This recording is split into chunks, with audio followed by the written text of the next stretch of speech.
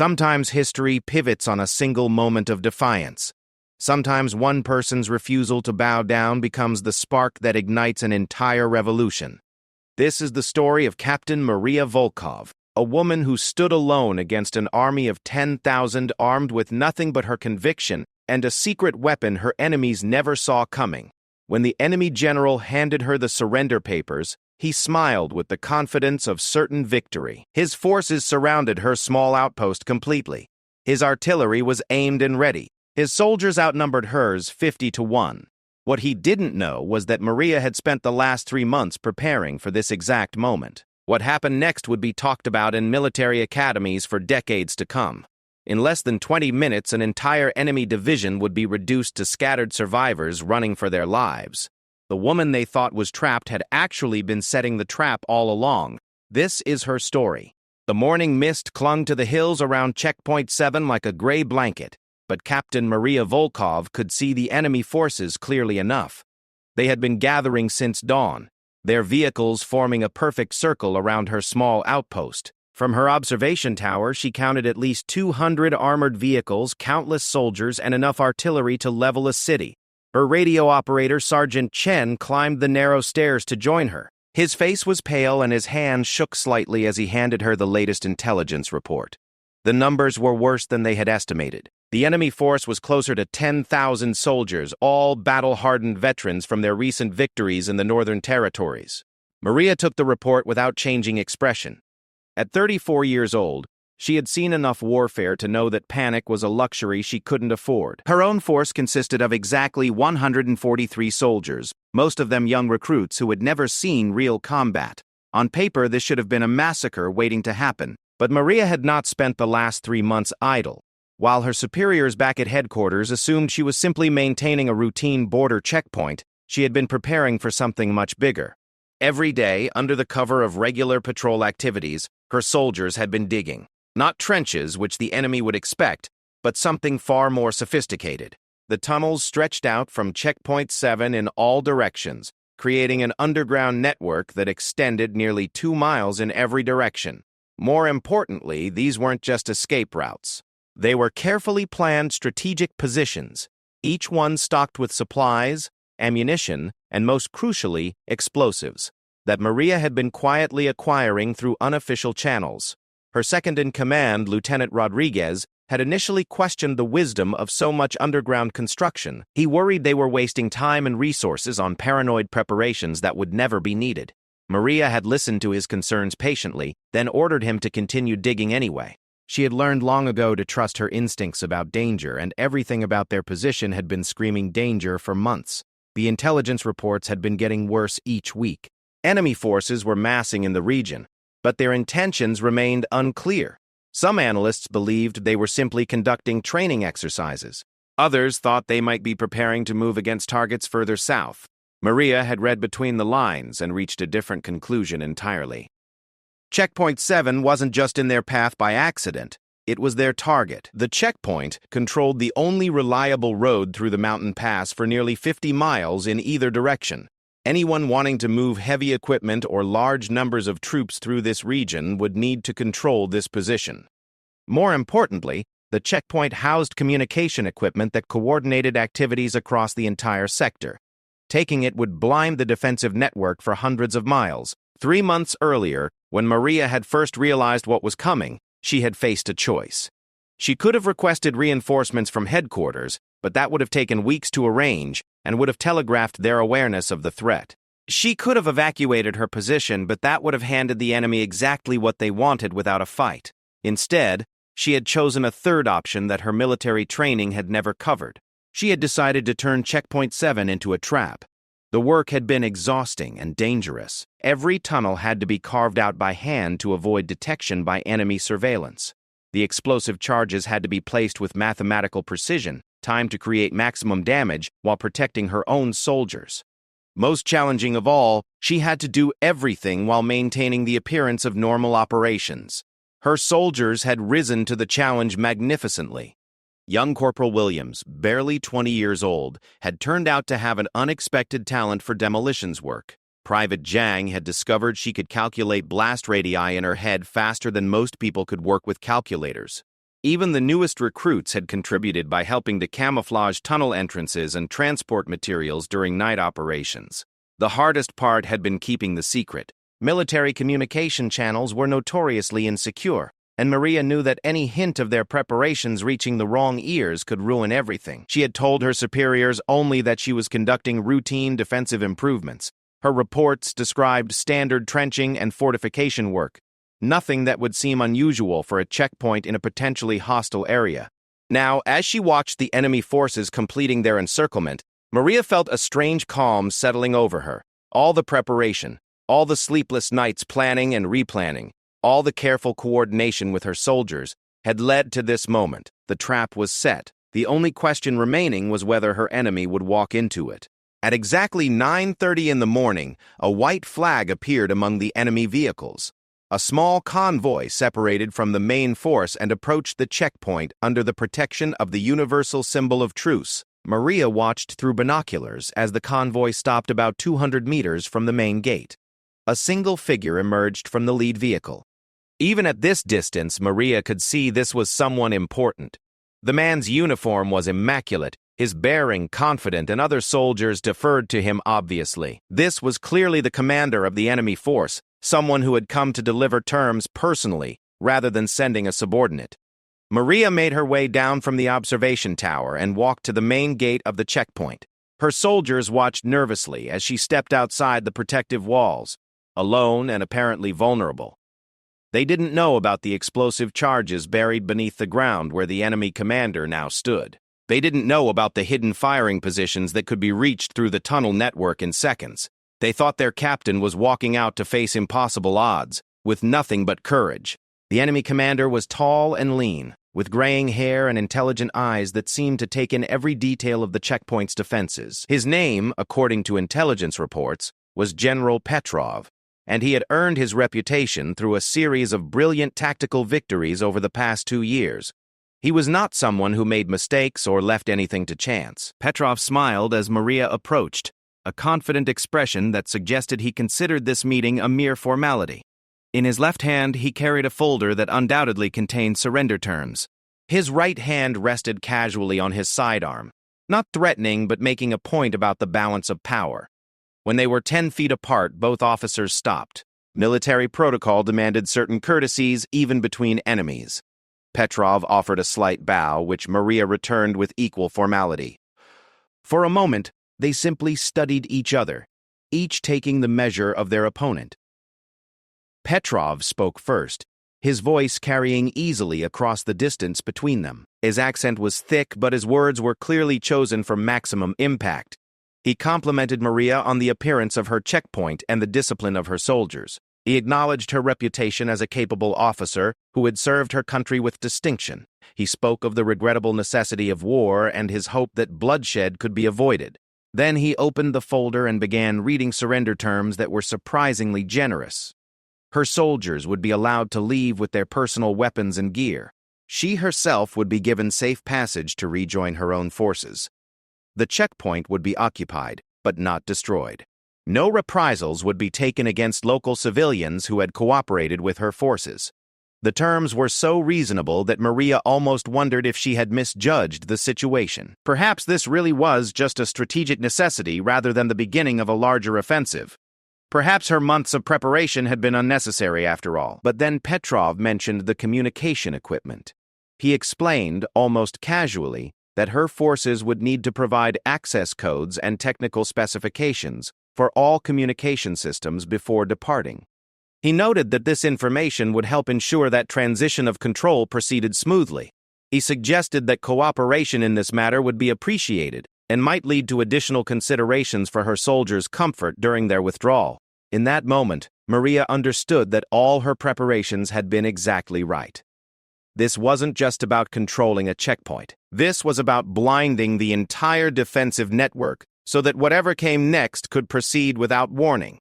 The reasonable surrender terms were bait, designed to make cooperation seem like the smart choice. Maria looked directly into Petrov's eyes and saw the confidence of a man who believed he held all the advantages.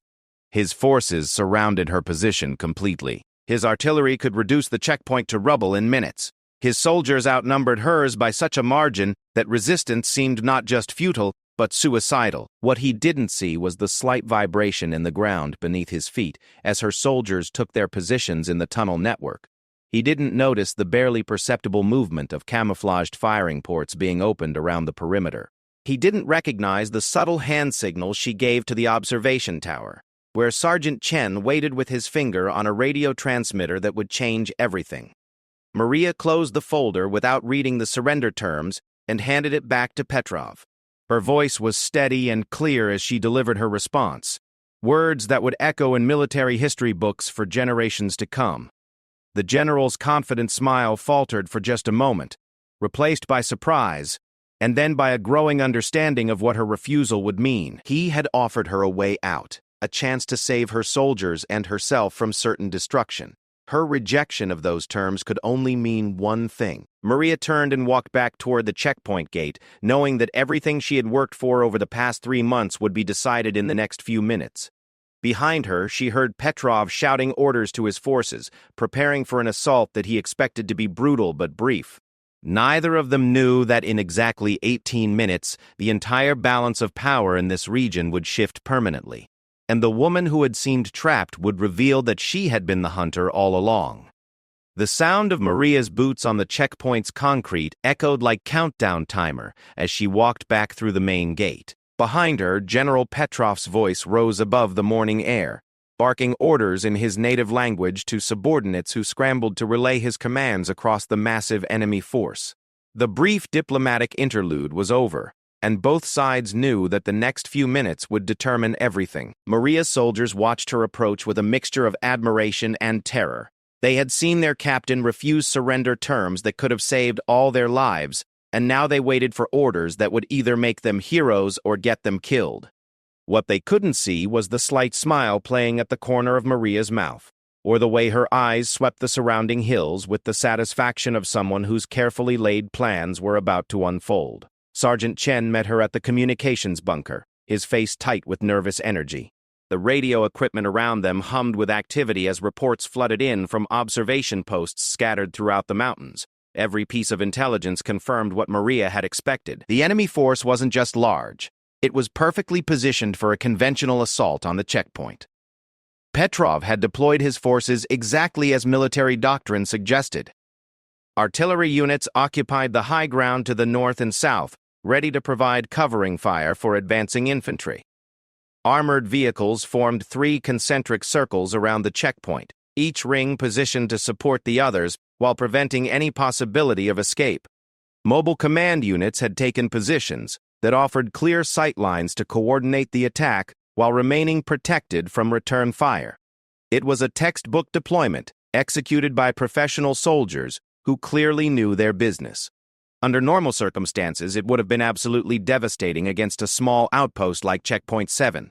The enemy commander had every reason to feel confident about the coming battle. What General Petrov didn't know was that Maria had spent months studying every piece of terrain within 5 miles of the checkpoint.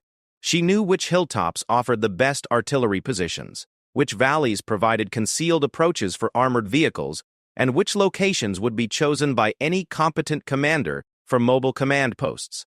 More importantly, she had prepared for each of those positions individually. The underground network that her soldiers had spent months constructing wasn't random. Every tunnel led to a specific target, carefully surveyed and calculated for maximum effect. The explosive charges they had placed weren't positioned to defend the checkpoint, but to attack the positions where an enemy force would naturally deploy. Maria keyed her radio and spoke into the handset with calm precision.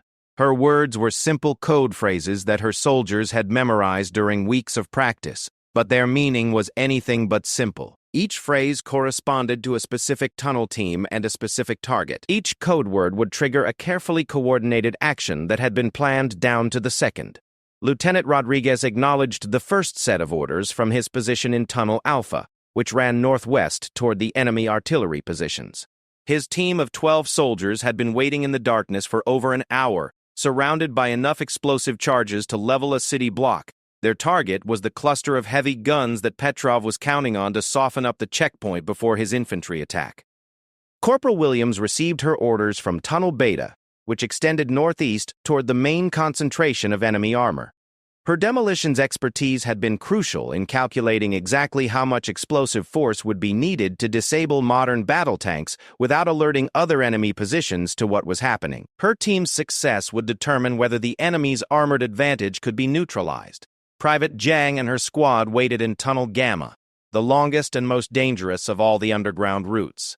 Their target was the enemy command post, where General Petrov himself would be coordinating the assault. Taking out the command structure wouldn't end the battle, but it would create enough confusion to give Maria's other teams time to complete their missions.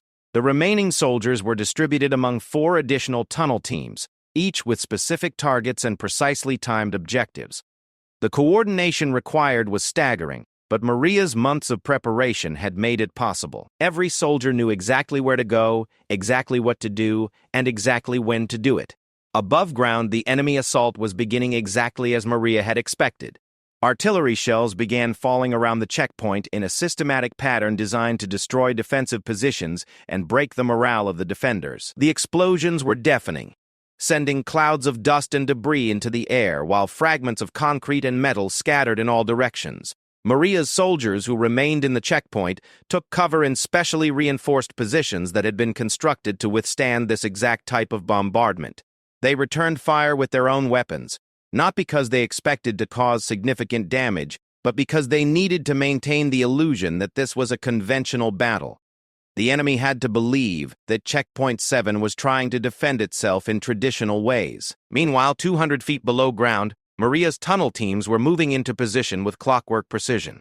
The underground network that had taken months to construct was finally serving its intended purpose, allowing her soldiers to approach enemy positions from directions that no military planner would ever consider possible. Lieutenant Rodriguez and his team reached their target first. The enemy artillery position was exactly where Maria's analysis had predicted it would be, occupied by soldiers who were focused entirely on their bombardment of the checkpoint. They had established excellent fields of fire and solid defensive positions against any ground attack, but they had never considered the possibility that their enemies might approach from directly beneath their feet. Rodriguez signaled his team to take their final positions around the artillery cluster. Each soldier carried enough explosive charges to destroy multiple enemy guns, but the timing had to be perfect. Too early, and the other enemy positions would be alerted. Too late, and the enemy's continuing bombardment might prevent the other tunnel teams from reaching their targets. Corporal Williams and her demolitions team faced a more complex challenge. Enemy armor was spread across a wider area and protected by infantry units that were actively scanning for threats.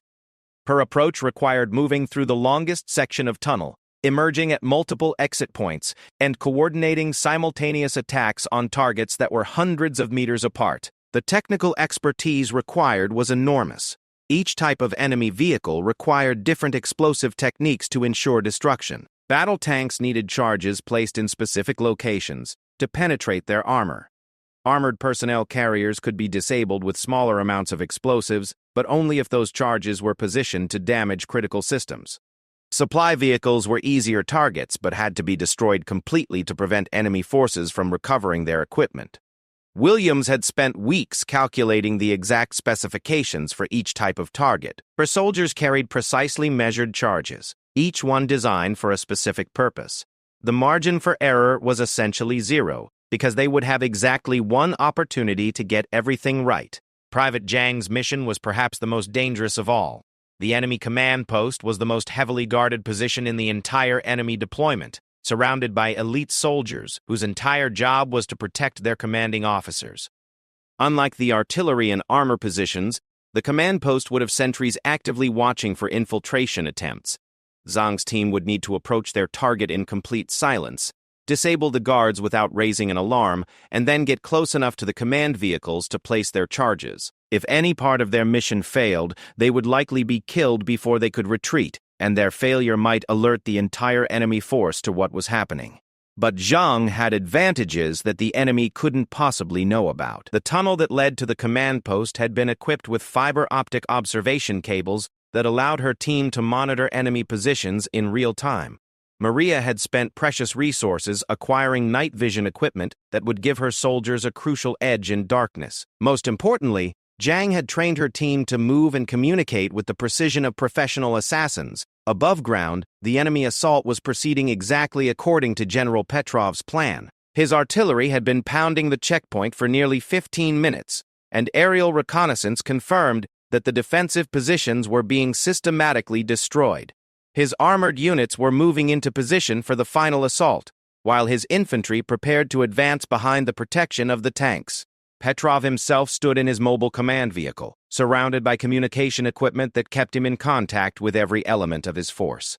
Intelligence reports confirmed that the checkpoint's return fire was becoming weaker and less coordinated. Everything indicated that the defenders were being overwhelmed and would soon be forced to surrender or die. What the general didn't know was that Maria's apparent weakness was entirely deliberate. Her soldiers were maintaining just enough defensive fire to seem realistic while conserving their ammunition and staying hidden in the reinforced positions that would protect them from what was about to happen. The real battle was taking place underground, in tunnels that didn't appear on any map the enemy possessed. Maria monitored her tunnel team's progress through a communication system that Petrov's forces couldn't detect or intercept. Each team reported their status using coded signals that indicated their distance from their targets and their readiness to execute their missions. The coordination was like conducting an orchestra, except that every note would result in an explosion. At exactly 16 minutes after the enemy bombardment had begun, all 6 tunnel teams reported that they were in position and ready to execute their missions. Maria looked at her watch and calculated the timing one final time. The enemy assault was proceeding on schedule, which meant that Petrov's forces were exactly where she needed them to be. She keyed her radio and spoke the final code word that would trigger everything her soldiers had worked toward for the past 3 months. The word was simple, chosen for clarity and unmistakable meaning. When her tunnel teams heard it, they would know that the moment of truth had arrived. The response was immediate and devastating. 6 separate explosions erupted simultaneously across the enemy positions, each one precisely placed to cause maximum damage to critical targets. The sound was unlike anything the soldiers on either side had ever heard, a rolling thunder that seemed to come from the earth itself. Lieutenant Rodriguez's team had destroyed the entire enemy artillery position in a single coordinated blast. 12 heavy guns that had been pounding the checkpoint moments before were reduced to twisted metal and smoking craters. The soldiers who had been operating them never knew what hit them. Corporal Williams' demolitions work proved to be exactly as effective as her calculations had predicted. 27 enemy armored vehicles disappeared in a series of explosions that sent flames and debris hundreds of feet into the air. The carefully planned charges had found their targets with surgical precision, turning the enemy's armored advantage into a field of burning wreckage. Private Zhang's mission against the command post was the most spectacular of all. The explosion that destroyed General Petrov's mobile headquarters was visible from miles away, a column of fire and smoke that announced to everyone in the region that something extraordinary had just happened. In less than 30 seconds, Maria had eliminated the enemy's artillery, crippled their armored forces, and decapitated their command structure. The massive force that had surrounded Checkpoint 7 with such confidence was suddenly blind, leaderless, and vulnerable. But Maria wasn't finished yet. The silence that followed the explosions was more terrifying than the blasts themselves. For 10 full seconds, the battlefield seemed frozen in time as both sides tried to process what had just happened. Then the screaming began. Enemy survivors stumbled through the smoke and debris, their voices rising in panic and confusion as they searched for officers who were no longer alive to give them orders. The perfect military formation that had surrounded Checkpoint 7 just minutes earlier had been transformed into scattered clusters of terrified soldiers with no communication, no leadership, and no clear understanding of what had attacked them. Maria watched the chaos through her binoculars, with the cold satisfaction of someone whose carefully calculated plan had worked exactly as intended. The months of preparation, the sleepless nights of planning, the risky acquisition of explosives and equipment had all led to this moment of perfect tactical surprise. But she knew that the battle was far from over. The enemy force, despite its losses, still outnumbered her soldiers by a significant margin. Many of their vehicles had survived the initial explosions, and professional military training would eventually overcome the shock of the surprise attack. She had perhaps 10 minutes before scattered enemy units began to reorganize themselves and mount some kind of coordinated response. Maria keyed her radio and issued the second phase of orders that would determine whether her victory would be complete or merely temporary. Her tunnel teams, having successfully destroyed their primary targets, now had new missions that would require them to act as hunters rather than saboteurs. The underground network that had allowed them to approach enemy positions undetected could now be used to pursue survivors who were attempting to retreat or regroup. Each tunnel team had been equipped with additional weapons and ammunition specifically for this phase of the operation, when they would need to function as independent combat units rather than demolition specialists. Lieutenant Rodriguez emerged from Tunnel Alpha with his team, now armed with automatic weapons and enough ammunition to sustain a prolonged firefight. Their new target was a group of enemy soldiers who had survived the artillery position explosion and were attempting to establish a new command post on the northern ridge. Rodriguez's orders were simple: prevent any enemy reorganization in his sector by any means necessary. Rodriguez's soldiers moved through the smoky landscape with the confidence of people who knew exactly where they were going and what they needed to accomplish. The months of tunnel construction had given them an intimate knowledge of every rock, tree, and depression in the terrain around Checkpoint 7. They could move quickly and quietly, while enemy survivors struggled to navigate unfamiliar ground in poor visibility. The enemy soldiers they encountered were demoralized and disorganized, easy targets for disciplined troops who maintained the advantage of surprise and superior knowledge of the battlefield. Rodriguez's team systematically eliminated pockets of resistance while capturing equipment and intelligence that would be valuable for understanding enemy capabilities and intentions. Corporal Williams led her demolitions team on a different type of mission. Her target was the enemy supply convoy that had been positioned behind the main force to provide ammunition and fuel for the planned assault on the checkpoint. The convoy had survived the initial explosions because it had been placed in what the enemy commanders considered a safe rear area. Williams understood that destroying the supply convoy would prevent any possibility of enemy forces regrouping for a second assault.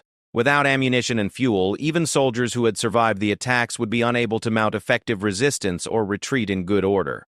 Her mission would ensure that Maria's victory was not just dramatic, but also permanent. The approach to the supply convoy required Williams and her team to travel through the longest section of the tunnel network, nearly 2 miles of underground passage that would bring them behind enemy lines, where they would be completely cut off from support. If something went wrong, they would have no way to retreat and no hope of rescue. Williams had volunteered for this mission because she understood better than anyone how crucial it would be to the overall success of Maria's plan. Her demolitions expertise was essential for destroying the specialized vehicles and equipment in the supply convoy, but more importantly, her willingness to accept extreme risk would make the difference between victory and stalemate. Private Zhang's team faced perhaps the most complex mission of all. With the enemy command post destroyed, surviving officers would be attempting to establish new communication systems and coordinate whatever response they could organize. Zhang's job was to prevent that coordination by systematically hunting down and eliminating anyone who appeared to be taking leadership responsibilities. This required Zhang's soldiers to function as snipers and infiltrators, picking off specific targets while avoiding detection by the larger groups of enemy survivors. They would need to move constantly, never staying in one position long enough to be located and attacked, while maintaining perfect accuracy with their weapons. Zhang had trained for this type of warfare during her military service, but leading a team in actual combat was completely different from practice exercises. The responsibility for her soldiers' lives weighed heavily on her. But she also understood that their success could prevent a much larger and bloodier battle from developing later.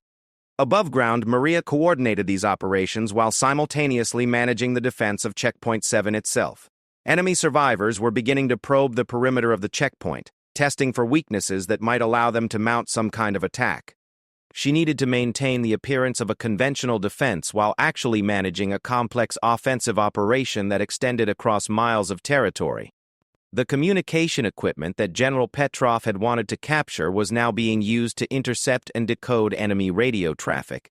The confusion in enemy communications confirmed that Maria's attacks had been even more successful than she had hoped. Enemy units were reporting to headquarters that they had lost contact with their officers, that their equipment had been destroyed by unknown forces and that they were requesting permission to withdraw. But the most important intelligence came from intercepted messages between enemy survivors on the battlefield.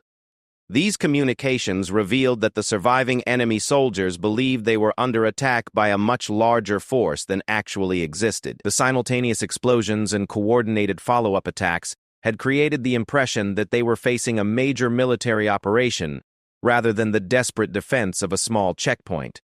This misperception was exactly what Maria had hoped to achieve. Enemy survivors who believed they were outnumbered and outgunned would be far more likely to retreat than to regroup and counterattack. The psychological impact of her surprise attacks was potentially more valuable than the physical damage they had caused. 25 minutes after the initial explosions, Lieutenant Rodriguez reported that his sector was secure. All enemy positions on the northern ridge had been eliminated, and his team had captured significant quantities of weapons and equipment. More importantly, they had taken several prisoners who could provide intelligence about enemy plans and capabilities. Corporal Williams checked in 10 minutes later with news that the enemy supply convoy had been completely destroyed. Her team had eliminated the guards and systematically demolished every vehicle, ensuring that tons of ammunition and fuel would never reach enemy forces. Williams had also discovered documents that revealed the true scope of the enemy's planned offensive against the region. Private Zhang's report was the most satisfying of all. Her team had successfully eliminated 12 enemy officers who had been attempting to restore command and control to the scattered survivors. Without leadership, the remaining enemy soldiers were abandoning their equipment and fleeing the battlefield in small groups that posed no threat to anyone. As the sun reached its peak overhead, Maria climbed back up to her observation tower to survey the results of her months of preparation. The landscape around Checkpoint 7 looked like the aftermath of a natural disaster. Smoke rose from dozens of locations where enemy equipment had been destroyed. Debris was scattered across miles of terrain. The massive force that had surrounded her position with such confidence that morning had been reduced to scattered survivors running for safety. But Maria's greatest achievement was not the destruction she had caused, but the larger strategic victory she had won. The intelligence captured from enemy positions revealed that this assault on Checkpoint 7 had been the opening move in a massive offensive planned against the entire region. Enemy forces had been massing for weeks, preparing to strike at multiple targets simultaneously. By defeating the assault on her checkpoint so decisively, Maria had not only saved her own soldiers, but had also disrupted enemy plans that could have led to the conquest of thousands of square miles of territory and the displacement of hundreds of thousands of civilians. Her refusal to surrender had prevented a catastrophe that would have changed the course of the entire war. The radio reports flooding in from regional headquarters confirmed the scope of what had been accomplished. Enemy forces throughout the region were withdrawing, apparently convinced that they faced opposition far stronger than they had expected. The offensive that had taken months to organize was being abandoned after a single devastating defeat. Maria's superiors, who had assumed she was simply maintaining a routine border checkpoint, were struggling to understand how such a small force had achieved such an overwhelming victory. The reports from Checkpoint 7 seemed to describe events that should have been impossible under conventional military doctrine. But Maria understood that her victory had not been the result of superior numbers or better equipment. It had been the product of careful preparation, intelligent use of terrain, and most importantly, the willingness to take enormous risks in pursuit of a decisive outcome. She had bet everything on a single plan, and that plan had worked beyond her most optimistic expectations. The captured enemy documents revealed that General Petrov had survived the destruction of his command post, though he had been badly wounded in the explosion. His final radio transmission before being evacuated had been a warning to enemy high command that they had seriously underestimated the defensive capabilities of the region. He recommended that future operations be postponed indefinitely, while they reassessed the strategic situation. That afternoon, as Maria's soldiers returned from their missions with captured equipment and intelligence, she reflected on the strange turns that military careers could take. 3 months earlier, she had been a relatively unknown officer commanding a minor outpost in what seemed like a quiet sector. Today, her name would be included in intelligence reports that would reach the highest levels of command on both sides of the conflict. The victory at Checkpoint 7 would become a case study taught in military academies, an example of how preparation and initiative could overcome seemingly impossible odds. Maria's refusal to surrender when faced with overwhelming enemy superiority would be cited as an example of the kind of leadership that could change the course of entire campaigns. But for Maria herself, the most important outcome was much simpler. Her soldiers had survived. The young recruits who had spent months digging tunnels and placing explosives had proven themselves in combat and would return home to their families. The checkpoint that had been their responsibility had been held, and the communication network they had been ordered to protect remained secure.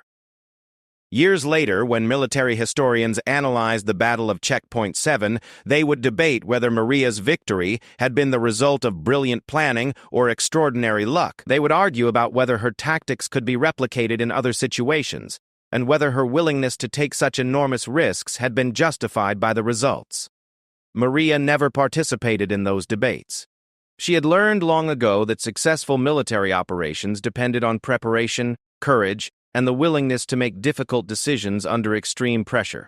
The enemy had demanded her surrender, confident that they held all the advantages. They had learned too late that sometimes the person who appears to be trapped has actually been setting the trap all along. The small woman who had stood alone against an army of 10,000 had proven that in warfare, as in life, victory often belongs not to the strongest, but to those who are best prepared for the moment when everything depends on a single decision.